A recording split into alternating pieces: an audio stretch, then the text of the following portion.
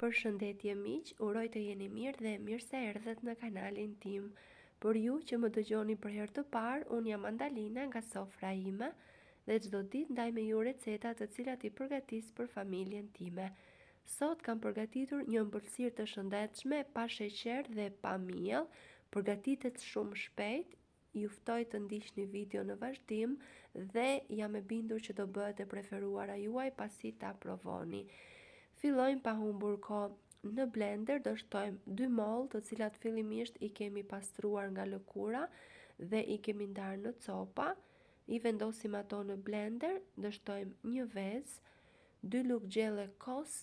Nëse keni kos grek është akoma më mirë, por nëse nuk e keni duhet të zgjidhni kos të trash, 1 lugë çaji kanellë dhe do ta kalojmë pak sekonda në blender.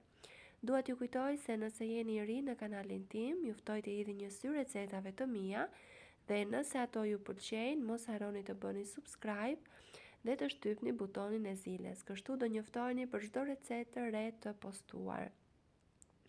Pasi masa është gati, e vendosim atë në tavën e pjekjes. Mund të përdorni një tavë të madhe ose tava të vogla, si në rastin tim, dhe do ta pjekim në furrë të ngrohur në 180 gradë për 20 minuta.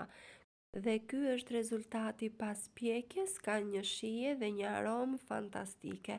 E shoqërojmë me fruta të thata ose fara mix dhe sigurisht mjaltë të mirë nëse keni dëshirë për ta bërë atë pak edhe më të ëmbël, edhe pse mollët janë mjaft të ëmbla, por me mjaltë shijon më shumë, kështu e shoqëruam ne. Siç e patër, ëmbëlsirë më të shëndetshme dhe të më të thjeshtë nuk besoj se ka apo jo. Si ju duket si recetë, për të më mbështetur, mos harroni të bëni like dhe të lini përshtypjen tuaj në koment. Do doja shumë të mësoja se nga cili vend i Shqipërisë apo i botës më ndiqni. Ju falenderoj për vëmendjen tuaj, dëgjohemi në recetën e radhës.